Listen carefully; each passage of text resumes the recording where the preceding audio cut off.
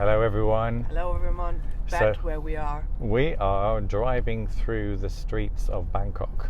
Yeah. So we just had this beautiful car pick us up to take us to our next destination, which is south of Hua Hin. We've got about a 4-hour drive ahead of us. And we really thought that it was a good time to talk about our experience here in Bangkok. Yeah, we had 5 nights in Bangkok, not one night in Bangkok. Didn't we? No, not one night in Bangkok. We had 5 nights in Bangkok, that's very true. As you can maybe see in our earrings, or my especially, there was not much sleep because no, we didn't go to the nightclubs. No, we didn't use. Oh, that's interesting. I have to turn it around now because something's happening here. Hopefully you can see it. Okay, so this is the first time we see something like that. Just wanted to participate for you. Go back. Fun. Okay.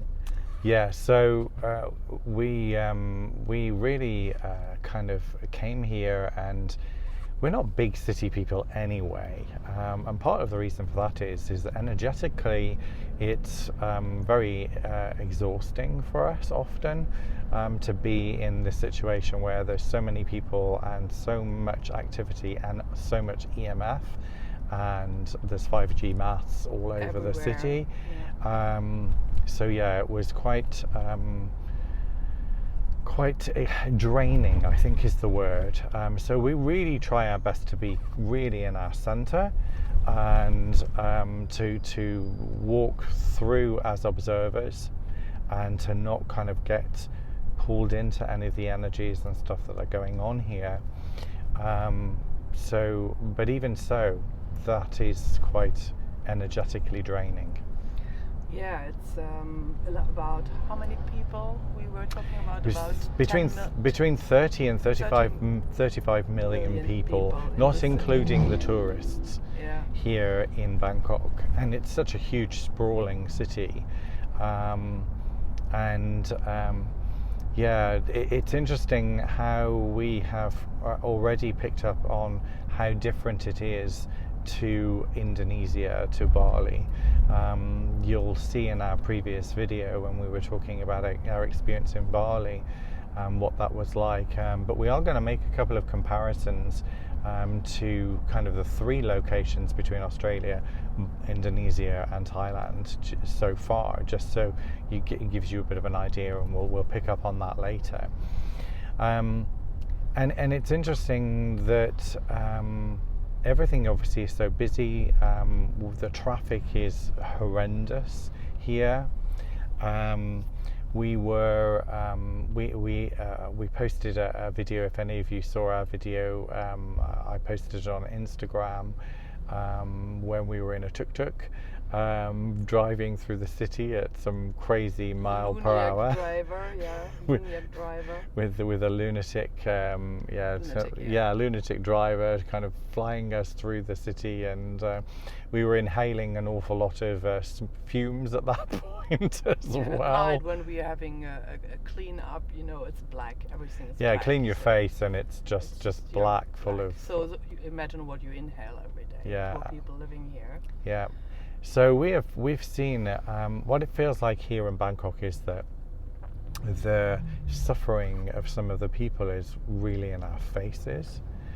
We've seen people sleeping on the streets, begging for food or for donations, and as is the reputation here in Bangkok, we're also obviously seeing a lot of sex workers, and a lot of men who are obviously buying the services of the sex workers.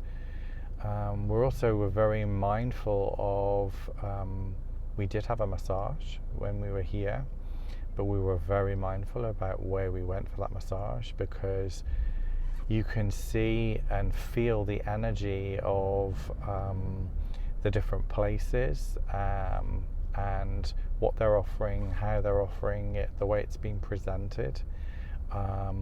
You just energetically get a feel for, this is a proper massage, or this is a massage where you might be offered a happy ending. Wonder how it looked like for a woman. Well, I don't. Joking. Well, I don't know. Maybe a woman gets offered a happy ending as well. I mean, I don't know. I have no idea. Really. But yeah, it's all there. And do you know, we felt a little bit like we were in something like a sci-fi movie here. You know, a little like kind of Blade Runner. For any of you know, it's a classic sci-fi movie, Blade Runner. It's a little kind of Blade Runner here in Bangkok. Huge screens, advertising, everything. It's very consumer led. It's like they consume everything here, everything possible. You know, there's adverts for plastic surgery, dental surgery. Honestly, it's everywhere. Beauty products. It's all very kind of, they have to look good, and to be able to feel good about themselves is what it feels like. Bit of a bump there around the corner, we did several different forms of transport. So we've used taxi, using a Bolt app, which was really, really great.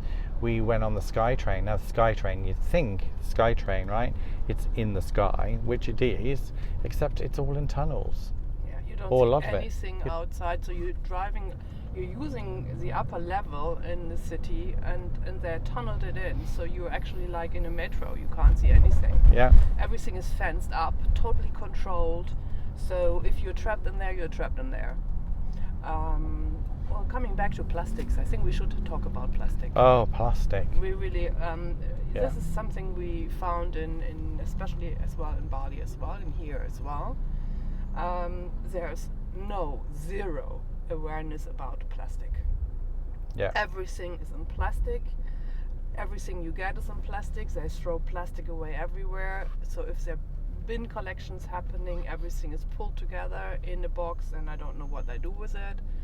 And imagine a city like this with so many million people, how much plastics they produce every day, and they don't care a shit. Yeah, terrible. I mean, you buy a drink from a street vendor. We bought some. It's like a lychee. It's very, very similar. It's an Asian fruit that's similar to lychee, and we bought a drink with it yesterday with ice, and then it was plastic, and then she put it in a plastic bag. Yeah.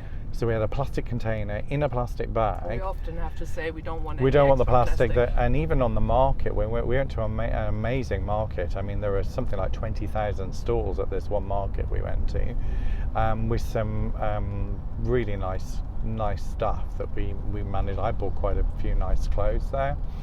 But this is one, yeah. But they even offer you a plastic bag, and we're like, no, we don't want that. Really very, very interesting. We did manage to find a very, very good vegan restaurant, and it's part of a chain here in Thailand, and the menu was so extensive. It was quite hard to choose. We could have gone there all the time if we would have found it earlier, wouldn't we? So that was very nice, a nice experience. But for us, we're glad we're leaving now, because we have not slept that well since we've been here. Even though we had, a very nice hotel, quiet area of Bangkok. But just energetically, there's just so much going on that it's just really draining. Should we talk about the temples? Yeah, let's do Yeah. So we went to the Golden Mount temple, and they've got some very huge depictions of Buddha in this Buddhist temple, and they have these amazing bells. That Suzanne was particularly enamoured with, and a really great gong. I had to go on the gong, which I really loved the gong. And we had fun because we sat in front of one of the Buddhas, and you had to shake these fortune sticks So you shake them, and then one falls out, and then there was 28 of them, and you pick. One falls out, and then you go and get your number, and it gives you your fortune. And guess what? We did it separately, and we both chose the one that fell out with the same number. Okay, so surprise, surprise. Yeah. So that was really cool. And at the mount there were different. There was a ceremonial room, and there were, what else was there? There was a beautiful with some like Chinese lanterns, like a small street with some Chinese lanterns. Yeah. So there was quite a lot there, but the one room in particular I found very heavy. The ceremonial room, very. I think you were picking up on what they were doing there. Ceremonies, yeah, normal. They're using it officially for ceremonies, like maybe weddings or whatever. And I could pick up different ceremonies. We don't want to go in detail here what they do there as well. And talking about what is used for what, and talking about the whole thing here in Thailand, as you possibly know, it's still governed by a king.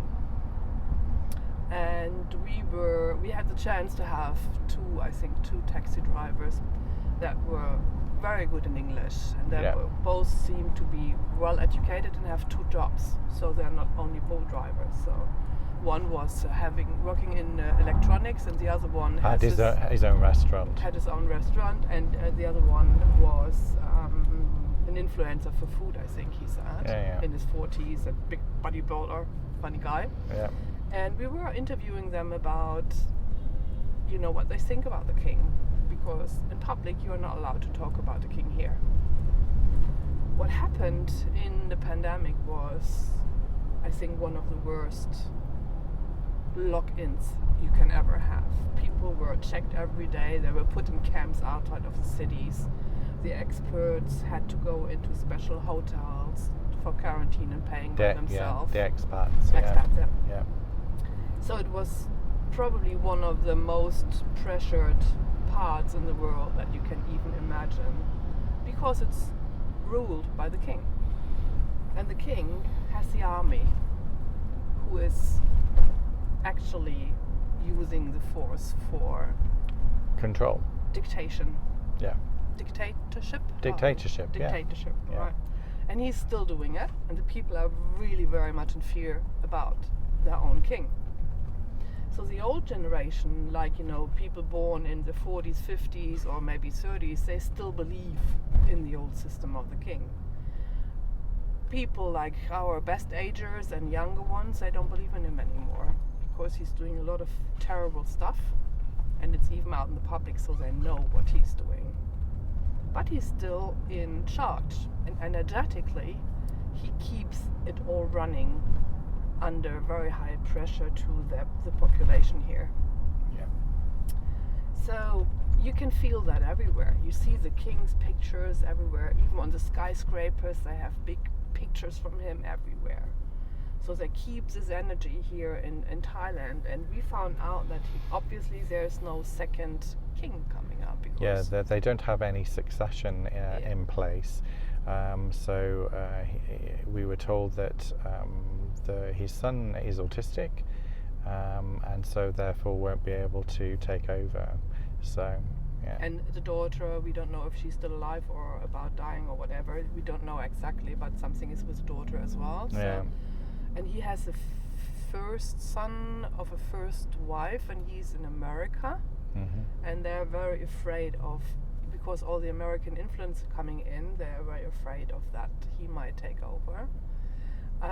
So you can feel everywhere here, this, like you're living in a volcano a little bit. Yeah. It feels very volatile, like things could shift very quickly if something happened.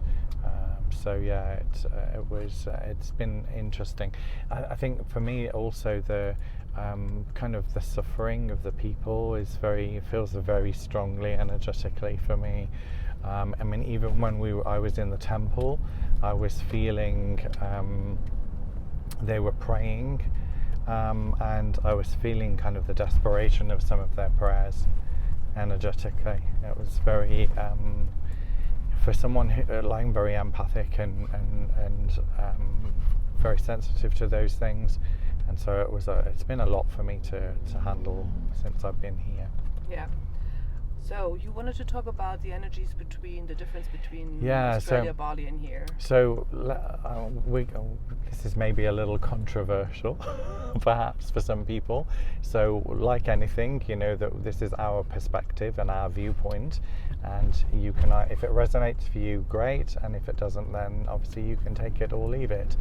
But we know that the world as a whole is under control from an elite system, and within that elite system there are different ways in which the control is used in different countries. And our observations have been in Australia that there's very much it's very material focused, a lot of keeping up with the Joneses, so lots of needing to have the big car, the boat, the house, and everything, and it's 3 all children minimum. Yeah, it's all on display. It's all, this is your measure of success, and they're all striving to that, and a lot of them struggling within the system, because it's very expensive in Australia, and they are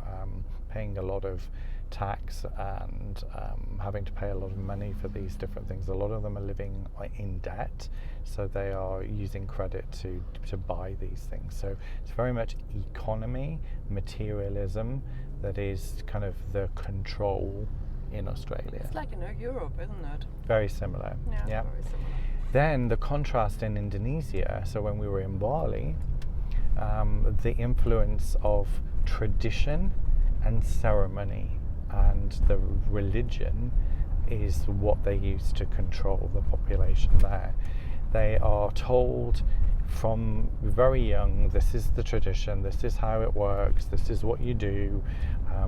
They are doing this daily, and everything around their culture is all focused around these ceremonies and these traditions. Yeah, and they're from young age they are brought up in this tradition that as well includes that you have to get married latest when you're mid-20s. Yeah, there's pressure.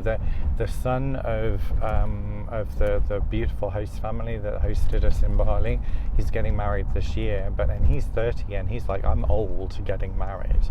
Mm-hmm. He and his girlfriend have been together for a little while, and only now they're choosing to get married, because apparently they rarely ever divorce. Yeah, there's almost no divorce there. Meanwhile, in other countries, the rates are quite high. Yeah, in certainly in the Western world. Yeah. And then we then compare that to Thailand, and certainly in Bangkok. We can only say Bangkok so far. And what it felt like here is that they are very much using. How would we describe it? Materialism combined with the religion is not so important. No, it's not. It feels like it's the aesthetics of the body. So looking good. Yeah. So having to look good and being compared to one another, looking in a certain way. And then the use of the use of the physical body, and particularly with the sex industry here in Bangkok, that this is then feels like that's the energy that's being used to control the population here. Yeah, and keeping them in fear as well. If Yes. you don't do that, then you are not allowed to do that. So it's kind of a very high pressure from the government, whoever this really is, giving a high pressure. And you see here still a lot of people running around with masks everywhere. Yeah. They think they protect themselves against the pollution with this, which is of course another lie. Yeah. And yeah, I think that the pressure here is like in other Asian countries is very high about the fear. Yeah. I mean, we Keeping them in actually fear. saw on the metro yesterday, there was a woman who was wearing a burqa, and she had a mask on Under the underneath the burqa. And it's like, how? And then there was a woman sat next to me, she was wearing a mask, and she couldn't breathe. So she had eucalyptus, and she was sniffing this eucalyptus, and it was so strong, it was making me go, right?